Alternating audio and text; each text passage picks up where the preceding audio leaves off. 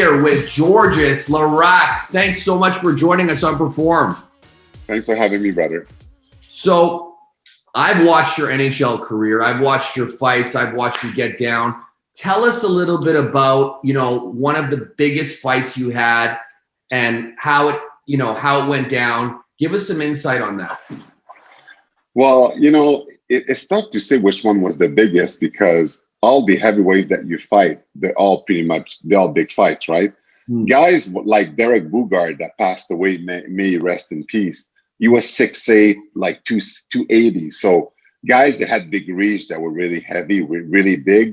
It was always a tougher challenge to face a guy like this. But again, all those heavyweight guys all punched hard. So you look at the stats to see how big the guy is, to see if he's going to have a reach advantage, how you have to approach it. But still, I would say that it'd be tough to put them in order, but there's at least 20 guys that I knew every time we went at it, it was a battle. Was there one guy where, you went at it and maybe he shook you up a bit, like you didn't expect him to be so intense? Well, I expect everybody to be intense, because all the guys, Brashear, Probert, Boogaard, Domi, Grimson, McKenzie, I can honestly tell you at least 40 guys that could say that shook me up, that I felt it. You feel it with everyone, right? Yeah. I know when you look at a fight, often people, they look at the result, you finish on top of a guy, you're like, oh, that was an easy one. No fights are easy. Because each time that you fight, it takes a toll on your body. All your muscles are crisping. And on the ice, when you hand up on the ice at the end of a fight with the weight of somebody on top of you, when you're falling down, hitting the ice after, it makes it so complex because you could get hurt just in a takedown at the end of a fight.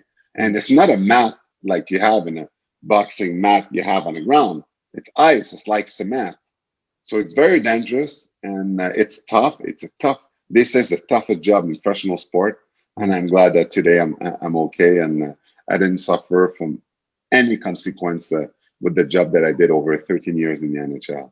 Wow. Who would you say, if you had to pick one player, who had the hardest punch? I don't know, because it's so hard to say. There's too many guys to only pick one. They all heavyweights, all have killer punch, all of them. Yeah. So to say which one had the hardest, the only way I would know that is if I had a machine to measure them. Yeah. But other than that, to say which one, man, I don't know, because they all felt pretty hard to me. So I've never able to measure. And I wish I never got any punch from anyone, but I did. And but I don't know which one was the hardest. How was it being in the NHL, being black? How was that? Was there a lot of sort of, controversy? Give us some insight on that. Well, when I was playing in minor hockey, there was a lot of controversy in terms of racism because I played in a little village where I was the only black kid playing hockey. So I did suffer a lot of racism, and we know hockey is known as a white man's sport. So when I was telling everyone I was going to play in the NHL, everybody was laughing at me. They said it's never going to happen. But in the NHL, it's like the United Nations. You got players from all over the place, from all different backgrounds. So there was never, really racial issue in the NHL. So, I felt accepted, even though hockey was still considered a white man's sport. And there's not a lot of colored people playing hockey, which I know that it's a fact, but doesn't change the fact that when I played for 13 years, other than the one little incident that happened, I've always felt respected. And I played a long career. And, one time in Edmonton, when we played, there was 5 black guys on the team. And it's only when the media start talking about it that I noticed it. Because at the end of the day, when you play, you go into war with your teammates, you don't look at colors. The guy next to you wants to win. And that's all that matters. And the origin of everyone, it's the last things in our priority. Where did this toughness come from? Was it growing up, street fights? Give us some insight on where this came from. To be honest with you, I never thought I was going to be a fighter. When I was a kid, I was a goal scorer. I was the fastest and the best player. I was scoring tons of goals. And when I was dreaming in the NHL, I never thought I was going to fight.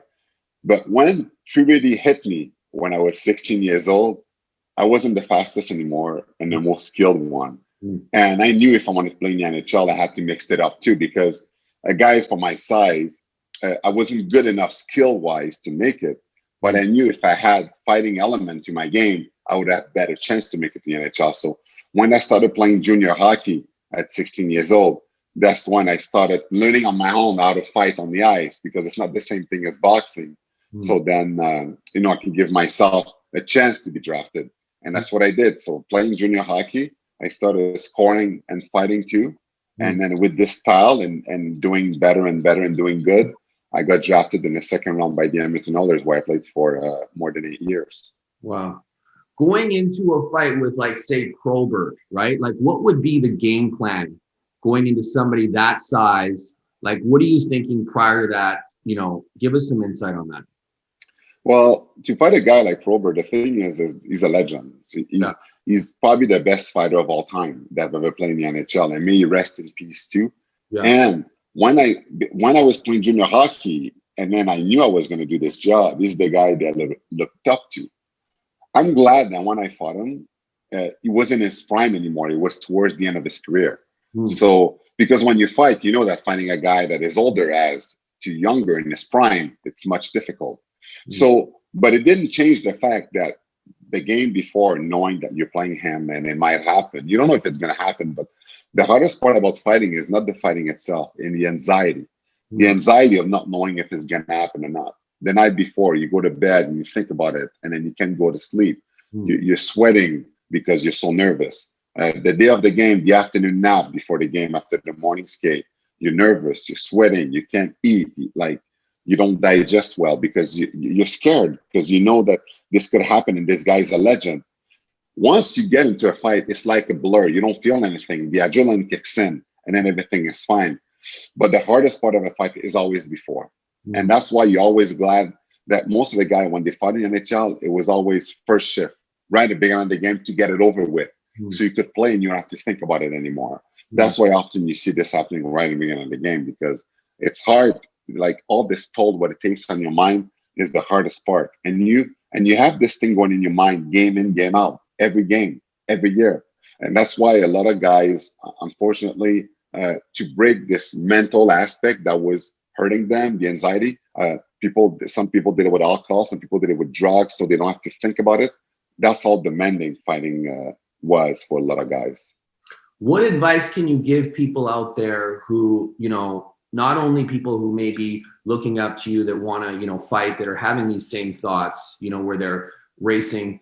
What advice can you give people out there to stay mentally focused? Like, how did you get through these thoughts to actually get sleep? Was there something you did, whether it was meditation, some sort of tea, whatever? Can you give some people some insight on that? Yeah.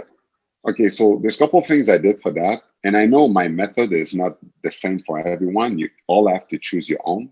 But I definitely needed to find a method to find me an ease, so I could ease up, because I was going to go crazy, because all the time those anxiety is not good for you. So one of the things that I did a lot is yoga, because I was one of the first few guys in the NHL that did yoga regularly to find the calmness in the job that I was doing, with the stress that I had all the time. When I did that, it got my body in a place that I needed to be before going to war. Another thing also that I did, which is actually particular, is I did tons of hospital visits when I was playing. And obviously I did that because kid was looking up to us. And the thing that when you see a kid that is suffering, that sees, a hockey player or his favorite hockey players, they don't think about their suffering anymore, because you bring them energy. They're smiling, they're happy, and you can do stuff that medication cannot do. But another thing that this did, when I did that, when I saw a kid fighting for his life at the hospital, of course, when I did those visits, sometimes I would have a game the next day and I might have to fight. So I had anxiety. But the more visit that I did, what I did is to calm me down. I would look at a kid that would rather fight on the ice than fighting for his own life in a hospital bed. So what that did, it got me to realize, as hard as it was, the job that I was doing, the anxiety that I was suffering, I saw that there's some people that would die to have the chance that I have. So when I was on the ice and I was suffering from anxiety the day before, I would just think back about the hospital visit that I had seen that kid, telling that kid, this next fight is going to be for you or something like that. And then it would calm me down, knowing that it would look me on TV doing my thing. And he wished he was in my place, fighting in the NHL on the ice in front of a million, other than fighting for his own life or suffering in a hospital bed. So this rationalized thing that I did is a method that I was able to find, first of all, to feel more like a human, because often sometimes when you fight, people, they view you as an animal when you do the job, and it kind of takes the human out of you when you're doing this. So that's why with the yoga, the charity work that I did and all this stuff, it made me more ground up about the job that I was doing, which was so hard. It gave me a calmness that I needed. And, it was much easier in the next coming year after knowing that I found ways to calm myself before going to war. Mm-hmm. Tell us a little bit about what you're doing now. I know that you're into politics. There's a few things going on. Give us some insight for people who aren't familiar with what you're up to these days. Well, I know if you see my website, joshrock.com, you'll see tons of stuff that I do, but I'm on the radio every day, on my own radio show. I'm on TV quite often to talk about all different subjects that happen in the society, because I'm part of so many different movements. I do tons of charity work. I'm a businessman also. I own a lot of companies. I've been really successful at the end of my career because I've always been vocal, and the fact also that I'm vegan. So I support a lot of vegan industries. I'm a spokesperson for animals, for PETA, and I spread the vegan message all around the world. I'm a public speaker also. So I talk about, motivational speech also because, my parents were born in Haiti, right? So my road to the NHL was a hard road, but I give motivation to people and talk about my road to veganism because people are wondering, how can a big black guy be vegan? What do you do for protein? All those questions, right? So there's so many things that I do now. I'm versatile style. I do it all, and I'm so much energy. I also, believe it or not, I'm 275 pound, a marathon runner. I'm running my third marathon next year. I've run over 100 half marathons, and I've never seen an elephant running a marathon with me. I'm always the heaviest guy on the line when I do, but I do. I love doing hard challenges and stuff like this to always push myself. What I miss the most when I played hockey is always push myself to the hardest level. So running, competing, and you're always running to break your time is something that I love doing, and it keeps me kind of in shape. So yeah, I'm kind of all over the place. I live at 100% because you never know how much time we have left on this planet, and I try to mark everything off my bucket list, and I feel fortunate where I am today, and try to experience everything, as much things as I can before God brings me to paradise. Was it a transition into vegan? Like right now, I'm off of the chicken and the beef, right? And I'm still holding on to the fish. Like I can't seem to let it go. Did you go through something similar to that? Give us some. Actually, I saw Earthlings. Earthlings, the narration was done by Joaquin Phoenix. It shows how animals suffer to end up in our plates, how bad it is for environment and for health. After I saw it, that was it. I cried, and I was like, I will never touch animal product ever again. And that's what I did. I did it cold turkey because I didn't want to support those industries anymore, destroy my health and the environment. I know everybody reacts differently when you see documentaries like this. Some people, like, I'm a more sensitive person. I saw that. It changed my life. Even though I was a fighter, my last year in the NHL, I was vegan. So I was vegan in the NHL. I was the first NHL player to be vegan and to spread the message, because I don't care what other people thought or anything. It was just, for me, it was wrong.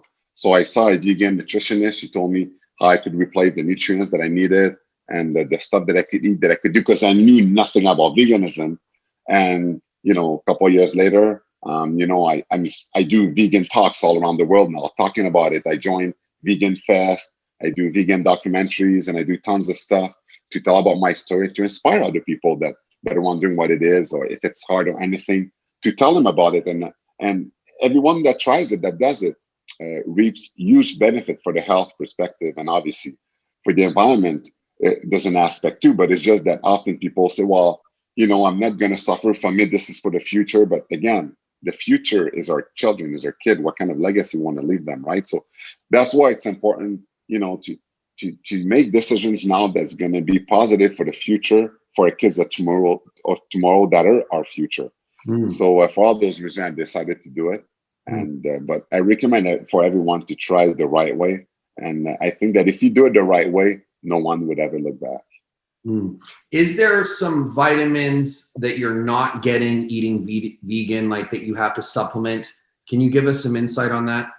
Yeah, there's actually one, the B12.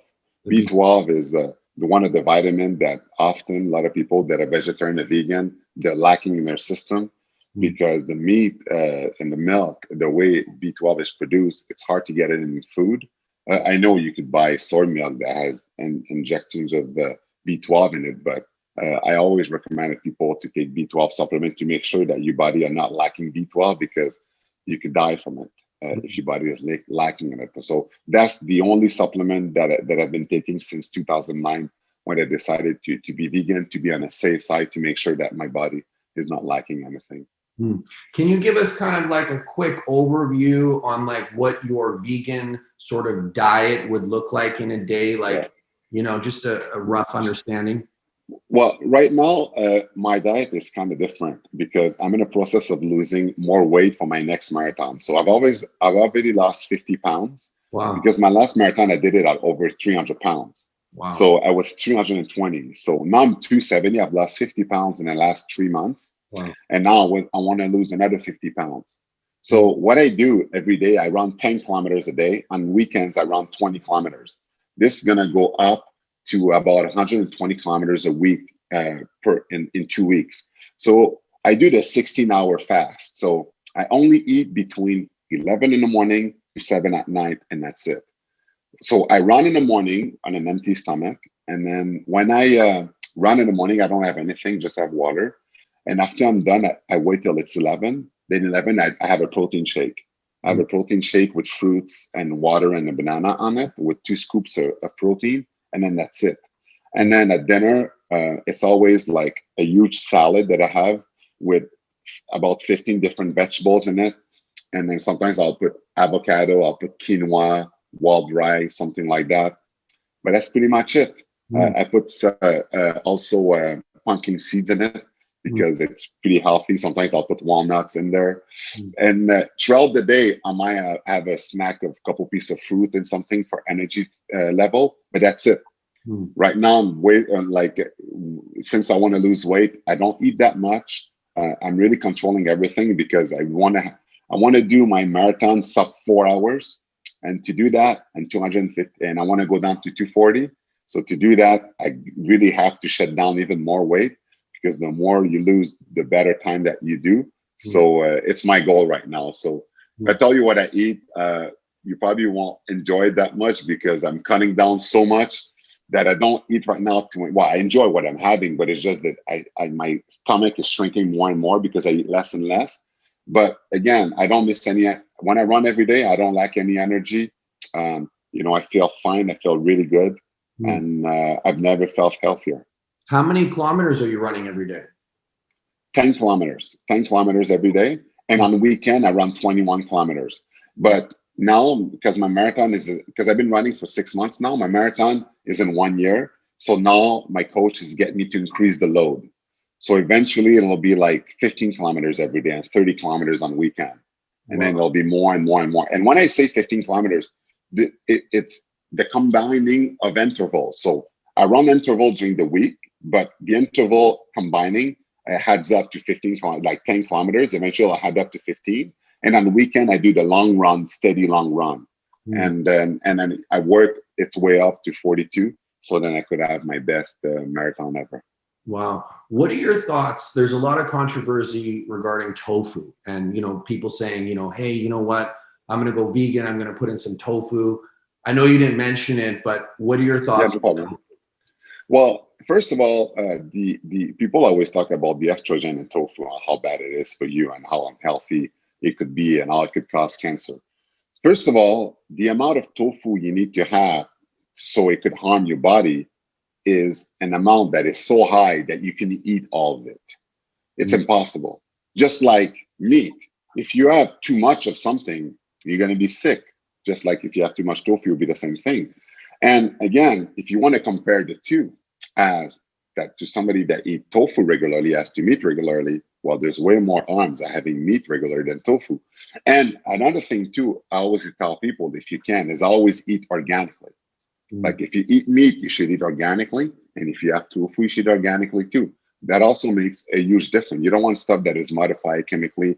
You don't want stuff that is modified with GMOs and all that stuff that is so unhealthy for you. So that's why it's like me, I have everything in moderation. And it's funny because I don't even eat tofu. The only time I eat tofu actually is when people invite me for dinner. Because other than that, at home, I don't eat tofu. I don't eat stuff that is transformed. I don't need it. I eat plants, things based with plant and nuts and beans and all stuff like that. So, you know, I'm not the big tofu lover, but I could eat it. I'll marinate it, and then you could slice it down, cut it, and do spaghetti sauce with it, a bunch of stuff. But yeah, I've never like once you learn about it, you know, you're not afraid of it. But the meat industry are the one that were pushing the study, so that people started to be afraid of tofu because people are eating less and less meat and more tofu. So they try to defend themselves, telling the people that, oh, well, you're eating too much of that, it's bad. You eating too much of that is bad. It's not. It's not. If you do the right research, you will see that, you know, if we eat it, having tofu and we eat like, we don't miss, we don't, and we eat tons of vegetables, fruit, or anything. We don't lack any nutrients. Our body feels good. Our blood levels are perfect. Our cholesterol is perfect. Everything is perfect. We're the healthiest our body could be.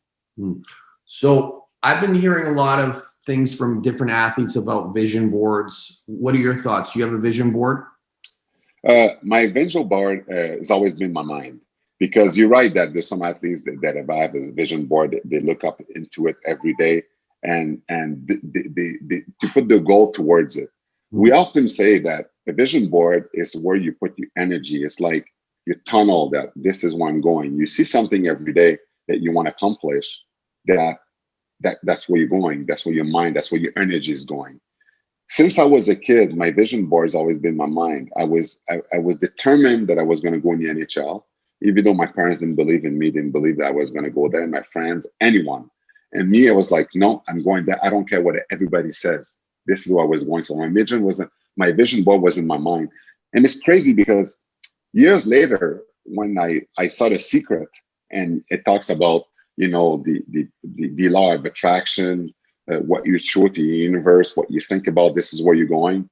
I've been doing that since I was 7. It was self-thoughts. I was doing that, the law of attraction of a goal, you know, going towards somewhere without someone tell me about it.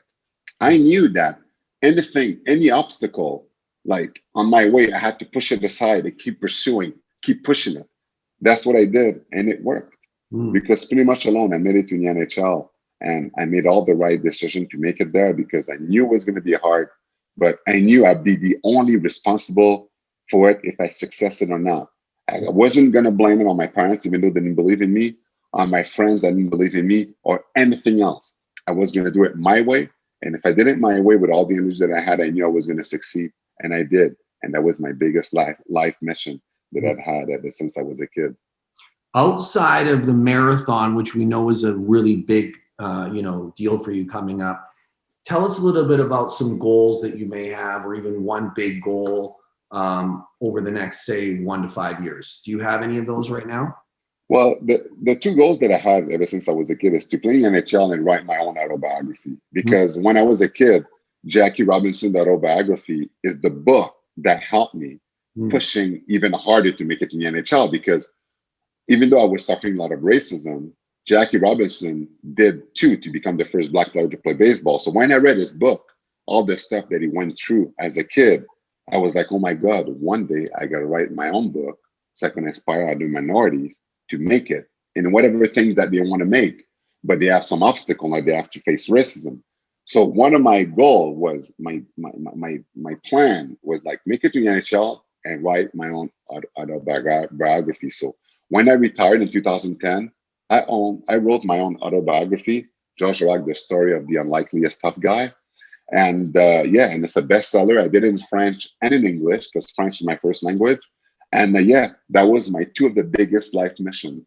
So now that I've accomplished the biggest life mission that I wanted to do, now I just try to help out people because I feel fortunate that I played in the NHL for so long and have been so successful that now I try to thank back God for giving me the chance to be there by helping others. So that's why I do tons of charity work to help others, people that need help. After the tragedy happened in Haiti, the earthquake happened because my parents were born in Haiti. I went back there, raised millions to rebuild the hospital that crashed. I'm a spokesperson for the Shriners Hospital. I do so many things with kids and hospitals and things like this. And every time charity need my help, they contact me and donate time, donate energy, donate items. Because I think it's important to show example that when you have a platform that you could help others, it's so important to do so. So you kind of create a chain. People that look up to you when you have success, eventually when they're going to have success, they're going to want to follow through and also be an example and help out in the society. So that's what I do now. I don't have more so a goal like I did when I was a kid to accomplish something that was crazy. So that's why the marathon is something that just to push myself because I like the pain. But other than that, it's not like a life goal like my book and the NHL was. But the fact that I could help out people on this earth and be thankful of everything that I have because of the people, because the reason why I play hockey for a living is because of the fans, because of the people. So now I'm just giving back to the people what they give me by helping, the society of tomorrow by supporting children and kids that are going to be a leader one day. So that's what I gravitate myself towards and try to be a difference maker every day. Perfect. Is there any questions you have for me or anything else you wanted to go over before we wrap up today? It's crazy because I think that life, the way life is, life is so perfect that, every day we have answer to everything that we have, that we want, right? Like there's nothing to worry about. And I know that right now with the crisis, like what we're going through and everything, life is so good and it's a tough period that is just testing us right now. But other than that, it's important to be resilient, stay happy, staying positive because positive thing happens to positive people. And that's why, doesn't matter how hard of a time that we have, always keep smiling because it'll draw positive energy around you. Oh, wow. Listen, on that note, Georges, thanks so much for coming on Perform, man. You're an amazing guest. Thank you. Thanks for having me. That was awesome.